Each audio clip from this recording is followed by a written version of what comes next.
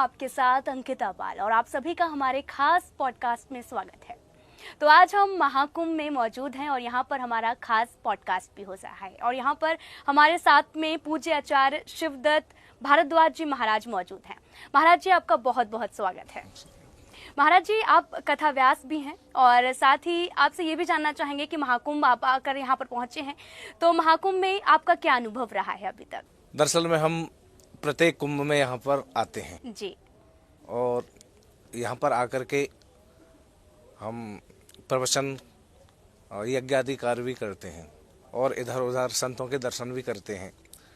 लेकिन जो पिछली बार की अपेक्षा इस बार जो है भव्यता सबसे अलग है। जी, यहाँ पर बहुत सुंदर व्यवस्था है। पहले हम कुंभ में आते थे तो देखते थे लोग बाग भटकते फिरते थे। इस बार लोगों को ठहरने की जो रैन बसेरा बनाया है बड़ा ही सुंदर बनाया है। उसमें कई कई बेड हैं और बड़ी सुंदर अच्छी व्यवस्था रहने सहने की बनाई है। और जैसे हम संगम में स्नान करने के लिए जाते थे तो वहाँ पर एक बार हमने देखा था पिछले कुंभ में कि जैसे ही जो है शाही स्नान लोगों स्नान किया संतों ने, तो एकदम वहाँ पर कई बहनें थी आदि गंगा जी में अंदर जाने लगी। तो अब की बार बहुत अच्छी व्यवस्था की है। घाटों पर नाव को ऐसा सजा दिया गया है, श्रद्धालुओं को किसी प्रकार की असुविधा न हो, वो सारी भी समुचित व्यवस्था की है। जी, आपका एक्सपीरियंस जो है, आपका अनुभव बहुत ही अच्छा रहा महाकुंभ में। आचार्य जी, आपसे ये भी जानना चाहेंगे कि अगर महाकुंभ की बात की जाए तो कुंभ कितने होते हैं? अर्ध कुंभ होता है, महाकुंभ होता है, तो इसका संयोग कैसे बनता है, हमारे दर्शकों को बताएं। दरअसल में हमारे 4 स्थानों पर कुंभ का मेला लगता है। समुद्र मंथन के जब समुद्र मंथन हुआ था, देवता और असुरों ने मिलकर के समुद्र का मंथन किया, उस समय 14 रत्न निकले थे, उसमें ही अमृत भी निकला था। तो अमृत के कलश पर देवताओं और दैत्यों में झगड़ा हुआ, तो उस अमृत को लेकर के दैत्य भागे और उन दैत्यों ने 4 स्थानों पर इस अमृत कलश को रखा। हरिद्वार, ये जो है प्रयागराज और हरिद्वार, नासिक, उज्जैन। तो कलश को रखने पर कुछ बूंदें अमृत की नीचे गिर गईं। तो इन 4 स्थानों पर कुंभ का मेला लगता है। एक स्थान पर 12 वर्ष बाद मेला लगता है। तो इन 4 स्थानों पर, और जब अर्ध कुंभ 6 वर्ष बाद अर्ध कुंभ होता है। जी बिल्कुल। और जब 12 गुणित 12, जब 12 बार जो है कुंभ बीत जाते हैं 12 वर्ष के, तो 144 वर्ष बाद महाकुंभ लगता है, जो कि अब की बार महाकुंभ लगा है। जी, जैसे कि महाकुंभ का आयोजन किया गया है और यहाँ पर दूर दूर से लोग यहाँ पर पहुँच रहे हैं। तो आचार्य जी, आपसे ये जानना चाहेंगे कि इतने सालों बाद ये सहयोग बना है, तो जो लोग यहाँ पर नहीं आ पा रहे हैं उनके लिए आप क्या कहना चाहेंगे? उनके लिए हम ये कहना चाह रहे हैं कि उनके संबंधी आ रहे हैं, कोई रिलेटिव आ रहे हैं, तो यहाँ से यमुना जी का, गंगा यमुना सरस्वती संगम का थोड़ा सा जल ले जाएं और उनको जा कर के प्रदान कर दें, उसी का आचमन करें और जल में थोड़ा उसकी बूंदें डाल करके स्नान करें, तो उनको भी वो फल प्राप्त होगा। जी, आचार्य जी, आपसे ये भी जानना चाहेंगे कि महाकुंभ में बहुत सारी व्यवस्थाएं की गई हैं, जैसा कि आपने बताया कि घाटों में नाव की व्यवस्था की गई है और पहले बहुत ज़्यादा भगदड़ मच जाती थी, लोगों को स्नान करने में काफ़ी परेशानियाँ होती थी, लेकिन इस बार ऐसा कुछ नहीं है। तो इन व्यवस्थाओं पर क्या कहेंगे आप? दरअसल में व्यवस्था बहुत अच्छी व्यवस्था की है और इस समय हम ये नहीं कह सकते, हमारी जो सरकार है वो संस्कृति की तरफ ध्यान दे रही है। जी, यदि हमारी संस्कृति की रक्षा होगी तो हमारे देश की रक्षा होगी। हम किसी भी देश को कहते हैं यदि नष्ट करना है तो पहले उसकी संस्कृति को नष्ट कर दो, तो वो देश स्वतः ही नष्ट हो जाता है। इसलिए हमारी संस्कृति को हमारी सरकार बढ़ावा दे रही है, हिंदुत्व को बढ़ावा दे रही है। और हमारी भारतीय संस्कृति की यही धारणा रही है, सर्वे भवन्तु सुखिनः, सर्वे सन्तु निरामया, सर्वे भद्राणि पश्यन्तु मा कश्चित् दुःख भाग् भवेत्। हमारी संस्कृति, हमारा धर्म यही शिक्षा देता है सबको, यही अंदर से उनकी भावना है कि सभी सुखी रहें। जी, पूरा विश्व शांति और सुखी रहे। जी, आपसे ये भी जानना चाहेंगे कि इसमें इस बार जो है वो युवाओं ने काफ़ी ज़्यादा हिस्सेदारी दिखाई है अपनी। सोशल मीडिया का ज़माना है और इस दौरान काफ़ी ज़्यादा वीडियो भी वायरल हो रहे हैं, इस पर आप क्या कहेंगे? जी, इस बार जो है मीडिया वालों का भी बहुत बड़ा सहयोग रहा है और मीडिया वालों ने जो मुख्य मुख्य चीज़ें उनको उन पर फोकस डाला है, बड़े ही सुंदर तरीक़ा से उनको दिखाया है, दर्शाया है। जी, आचार्य जी, आपसे ये भी जानना चाहेंगे कि आप यहाँ पर मौजूद हैं हमारे पॉडकास्ट में, तो जो दर्शक आ नहीं पाए हैं उनके बारे में भी आपने कहा कि स्नान करने जो नहीं आ पाए हैं वो गंगा जल लेकर आचमन कर सकते हैं। तो युवाओं ने ज़्यादा हिस्सेदारी दिखाई है जैसा कि आपने बताया अभी। तो अगर युवाओं की बात करें तो कुछ युवा जो हैं उन्हें ना प्रूफ चाहिए होता है, कुछ और भी युवा हैं जो नहीं जुड़ पा रहे हैं, उनका ये कहना होता है कि क्या है सनातन धर्म और वो संस्कृति से दूर जा रहे हैं, उनको क्या कहेंगे आप? दरअसल में ये हमारे धर्माचारों को भी, उनकी भी ये जो है दायित्व है कि हम उनको सद्मार्ग मार्ग पर लाएं, उनको उनके अंदर अब संस्कृति जगाएं, उनके अंदर किसी प्रकार से उनको समझा करके सत्संग के द्वारा, अपने प्रिय वचनों के द्वारा उनको सद्मार्ग पर बताएं, अपनी संस्कृति के विषय में बताएं, अपने इतिहास महापुरुषों के विषय में बताएं, जिससे उनका जो रास्ता है वो चेंज हो, संस्कृति पर आए, धर्म पर लगे। जी, आचार्य जी, आपने बहुत अच्छी बात कही युवाओं को इस रास्ते पर लाने के लिए, सनातन धर्म पर चलने के लिए। तो आपसे ये भी जानना चाहेंगे आचार्य जी कि अगर बात की जाए प्रयागराज की, तो प्रयागराज बहुत ज़्यादा प्रसिद्ध है और इस दौरान तो करोड़ों संख्या में लोग यहाँ पर पहुँच रहे हैं, हर दिन डुबकी लगा रहे लाखों की संख्या में। तो अगर बात की जाए शाही स्नान की, तो ये क्या इनका महत्व है शाही स्नान का? शाही स्नान के लिए कहते हैं अमृत स्नान। जी, तो शाही स्नान का ये जो हमारे ये योग, जैसे मौनी अमावस्या है, मकर संक्रांति है, और जो है बसंत पंचमी है, शिवरात्रि है, ये जो है विशेष, ये हमारे जो है एक सिद्ध मुहूर्त हैं, और इन सिद्ध मुहूर्तों में जो स्नान किया जाता है वो और ज़्यादा फलदायी हो जाता है। जी, तो इससे हमें बहुत ज़्यादा लाभ मिलता है स्नान करने के बाद? जी जी, बिल्कुल बिल्कुल जी, कई गुना ज़्यादा मिलता है। और आपसे ये भी आचार्य जी जानना चाहेंगे कि बहुत ज़्यादा अगर बात की जाए तो साधु संतों को जो है जो फिजूल की जो वीडियोस सामने आ रहे हैं उस पर तमाम तरह के सवाल भी खड़े हो रहे हैं, और उसमें अभी एक बयान भी आया, उनका नाम नहीं लेना चाहूँगी, उन्होंने ये बोला है कि महाकुंभ जो है वो अपनी दिशा से भटक गया है। तो आपको भी ऐसा लगता है? नहीं, इस प्रकार से देखो, इसमें जो है कहते हैं कि जहाँ देवता रहे हैं वहाँ असुर भी होते हैं, जहाँ अच्छाई होती है वहाँ बुराई भी होती है। तो जिसको अच्छाई पसंद है वो अच्छाई की बात करता है, और जो केवल बुराई ही देखता है तो उसको तो कितनी भी अच्छाई कर दो लेकिन उसमें किसी न किसी प्रकार से वो बुराई निकालेगा। जी, आचार्य जी कुछ अपने बारे में बताइए, क्योंकि आप कथा व्यास भी करते हैं, कहाँ कहाँ करते हैं? जी, मैं कथा भगवान की कृपा से मैं अपने भारत के अलग अलग कई स्टेटों में भगवान की कथा कर चुका हूँ, और जो है प्रभु की कृपा से अनेक लोगों को जो पथभ्रष्ट हो चुके थे, अपने मार्ग से भटक चुके थे, उनको भी सद्मार्ग पर लाने की भगवान ने कृपा की। जी, आप कब से ये काम कर रहे हैं लोगों को सनातन से जोड़ने का? मैं सन 2000 से। 2000 से? जी जी। तो अपने बारे में बताइए थोड़ा। दरअसल में मेरा जन्म भारद्वाज गोत्र में हुआ। जी। मैंने पहले जो है कॉलेज से शिक्षा की, मैंने हाई स्कूल की शिक्षा ग्रहण की, उसके बाद मेरा जो है अध्यात्म की तरफ मन लगा, तो मैंने फिर उस शिक्षा को छोड़ करके मैंने संस्कृत पाठशाला में अपना जो है दाखिला लिया, संस्कृत विद्यालय में मैंने एडमिशन लिया। उसके बाद जो है वहाँ पर मुझे बहुत अच्छा लगा। हम जहाँ पर हमने शिक्षा ग्रहण की वो महर्षि भृगु ऋषि जी की तपोस्थली है, जिसे कहते हैं भृगु क्षेत्र आश्रम, जो अनु शहर गंगा मैया के पावन तट पर बसा हुआ है। ऊपर आश्रम है, नीचे गंगा जी हैं। वहाँ पर अनेक संत विराजमान रहते हैं और अनेक विद्यार्थी वहाँ पर संस्कृत विद्या का अध्ययन करते हैं। तो मैंने वहाँ पर संस्कृत विद्या का अध्ययन किया। इसके बाद जो है उत्तर मध्यमा की, फिर शास्त्री किया, फिर आचार्य किया। उसके बाद फिर मेरा मन हुआ कि अब मुझे जो है लोगों को जागृत करना चाहिए, अपनी भारतीय संस्कृति की तरफ उनका ध्यान करना चाहिए, उनको उस मार्ग पर ले जाना चाहिए, धर्म के मार्ग पर जो है चलाना चाहिए। जी आचार्य जी, जैसे कि आपने बताया अपने बारे में कि आप धीरे धीरे आए, इस लाइन में जुड़े और लोगों को अब लगातार जागरूक भी कर रहे हैं। तो आचार्य जी, आपने जैसे कि बताया कि आप लगातार यहाँ पर जुड़े हुए हैं और महाकुंभ भी आप पहुँच चुके हैं।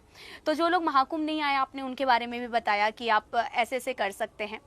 तो आपसे ये भी जानना चाहेंगे कि महाकुंभ तो लगा हुआ है और बहुत सारे लोग यहाँ पर दर्शन करने के लिए पहुँच रहे हैं और तमाम तरह की किसी को परेशानी का सामना भी नहीं करना पड़ रहा। तो आप हमारे दर्शकों को ये बताइए कि इस महाकुंभ के बारे में, ये खास क्यों है इतना? ये महाकुंभ, दरअसल में ये महाकुंभ इसलिए खास है कि एक तो ये 144 वर्ष के बाद आया है। हो सकता है जीवन में शायद ये एक ही बार आए जी। तो इसका इसलिए महत्व बढ़ जाता है। 144 वर्ष आदमी कब जी पाता है जी। उसकी आयु केवल 100 वर्ष की है। 100 वर्ष में भी पूर्ण नहीं हो पाती है। कलयुग की आयु 100 वर्ष की है, लेकिन जो है 144 वर्ष बाद ये ऐसा योग महाकुंभ पड़ा हुआ है। तो बस एक बार इसमें जो है इस महाकुंभ में जो है हमको दर्शन का लाभ मिल जाए, गंगा जो है सरस्वती माँ के स्नान का लाभ मिल जाए, संतों के दर्शन का लाभ मिल जाए, तो इससे ज्यादा और क्या सौभाग्य होगा। जी। और शिवरात्रि की अगर बात की जाए तो शिवरात्रि के दिन यहाँ पर समापन भी हो रहा है महाकुंभ का, तो उस पर क्या कहेंगे आप? शिवरात्रि पर महाकुंभ का समापन हो रहा है। शिवरात्रि भगवान आशुतोष भोलेनाथ का पावन दिन है और भगवान भोलेनाथ को महादेव कहते हैं। सभी देवताओं को कहते हैं देव, उनको कहते हैं महादेव। भोलेनाथ ऐसे देव हैं कि अपने भक्तों को बिना विचारे ही सब कुछ दे डालते हैं। आशुतोष तुम अबडर दानी और आरत हरऊ दीन जन जानी। एक बार छोटी सी मैं कथा सुना रहा हूँ कि एक बार एक भक्त जिसका नाम था बृकासुर केदार क्षेत्र में गया और केदार क्षेत्र में उसने एक कुंड बनाया और उस कुंड में अपने शरीर से मांस काट काट के हवन करने लगा, भोलेनाथ की आराधना करने लगा। 6 दिन व्यतीत हो गए लेकिन भोलेनाथ प्रकट नहीं हुए। 7वें दिवस स्वयं कुंड में कूदने के लिए तैयार हुआ, भस्म होने के लिए तैयार हुआ। तुरंत भोलेनाथ ने हाथ पकड़ लिया, आकर के प्रसन्न हो गए। भक्त मांगो क्या चाहते हो, हम तुम्हारी भक्ति से प्रसन्न हैं। तो उस बृकासुर ने कहा कि प्रभु, यदि आप मेरी भक्ति से प्रसन्न हो, मुझे वरदान देना चाहते हो, तो मैं जिसके सर पर हाथ रखूं वो भस्म हो जाए। जी। भोलेनाथ ने कहा तथास्तु, ऐसा ही होगा। ऐसा कहकर के चल दी। अब उस बृकासुर के अंदर, उसका नाम भस्मासुर हो गया। अब उसके अंदर विचार आया कि भोलेनाथ की जो अर्धांगिनी है मैया पार्वती कितनी सुंदर है, यदि मेरे हाथ रखने से ये भस्म हो गए तो मुझको पार्वती माँ प्राप्त हो जाएंगी। ऐसी भावना उसके अंदर आई। तो भोलेनाथ की तरफ जैसे ही वो हाथ उठा करके चलने लगा, आगे आगे भोलेनाथ भागने लगे और पीछे पीछे भस्मासुर भागने लगा। भगवान विष्णु जी को जब पता चला कि आज तो स्वयं भोलेनाथ अपने वरदान के संकट में फंस गए, ऐसा वरदान दिया अपने भक्त को, तो वहां पर भगवान ने जो है सुंदर एक मोहिनी का रूप बनाया भगवान विष्णु जी ने, और प्रिय वचनों द्वारा कहा, कहाँ जा रहे हो आप, जरा ठहरो, यहाँ पर विश्राम करो, जलपान करो। तो और उन्होंने सारी बात बताई कि मैं इस प्रकार से भस्म करने के लिए जा रहा हूँ, इनके हाथ रखने भोलेनाथ के। उन्होंने कहा, अरे बाद में भस्म कर लेना, पहले यहाँ पर आनंद करो, मेरे साथ नृत्य करो। मोहिनी, भगवान ने उनको अपने मोहजाल में फंसा लिया, क्योंकि प्रभु का नाम ही मोहिनी है। अब प्रभु नृत्य करने लगे, जैसे प्रभु नृत्य करने लगे ऐसे ही वो भस्मासुर नृत्य करने लगा। और नृत्य करते करते भगवान विष्णु जी ने अपना हाथ अपने सर पर रखा, तो भस्मासुर ने भी अपना हाथ अपने सर पर रख लिया, जिसे हाथ रखते ही वो भस्म हो गया। इस प्रकार से भोलेनाथ ऐसे हैं जी। तो भुवन भास्कर जिस प्रकार से हमको आरोग्यता देते हैं, इसी प्रकार से भोलेनाथ हमको ज्ञान देते हैं जी। कि चावल के चढ़ाए से 14 भुवन देत, और दीप के जलाए 7 दीप दे देते हैं। धतूरे के चढ़ाए से धन के सुमार नहीं, बिल पत्र के चढ़ाए पुत्र पौत्र कर देते हैं। हर हर कहते हुजूर ही बुलाए लेते, और गाल के बजाए ते निहाल कर देते हैं। सभी देवता प्रसन्न कब होते हैं कि उन पर जो है अलग अलग उनके भोग हैं। जैसे मैया को भोग लगाना है तो हलवा और चना जी। भगवान कृष्ण जी को भोग लगाना है तो किसका, माखन मिश्री का। लेकिन भोलेनाथ को यदि भोग लगाना है तो किसका, उनके लिए तो केवल जल चढ़ा दो, उससे ही प्रसन्न हो जाते हैं। जी।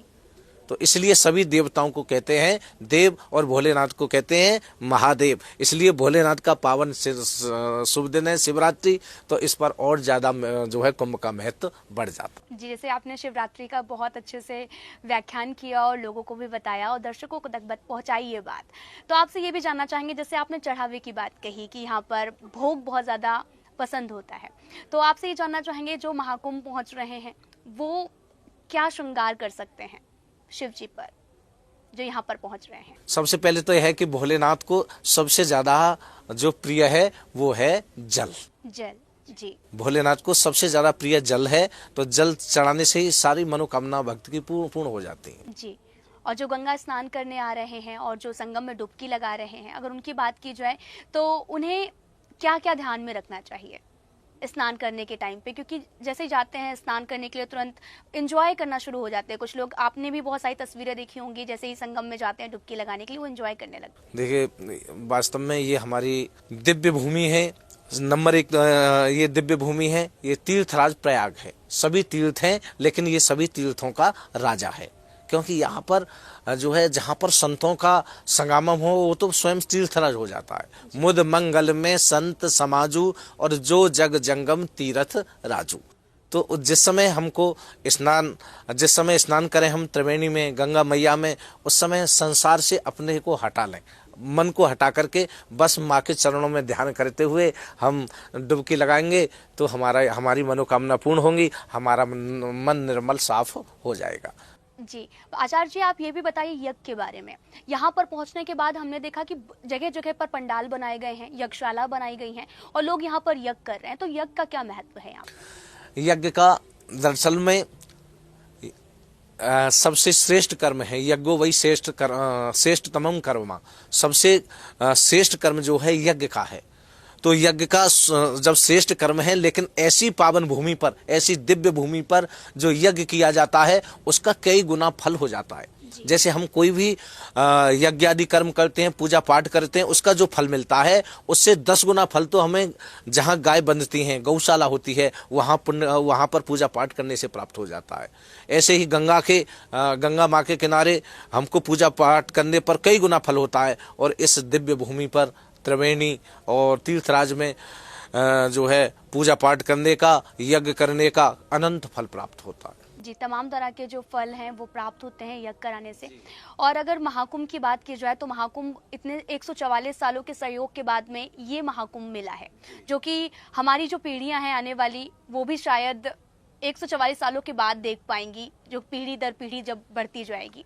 तो आपसे ये भी जानना चाहेंगे कि महाकुंभ की धरती की आपने बहुत ज़्यादा प्रशंसा की और यहाँ के अनुभवों के बारे में भी आपने शेयर किया, तो आप ये भी बताइए हमारे दर्शकों को कि महाकुंभ में अगर पहुँच रहे हैं तो दान दक्षिणा, जो यहाँ पर बहुत सारी चीज़ें होती, दान दक्षिणा तो करते ही हैं लोग, और यहाँ से कुछ सामान लेकर वापस जाते हैं, कुछ खरीदारी करते हैं, तो ऐसा भी माना जाता है कि वो घर नहीं ले जाना चाहिए।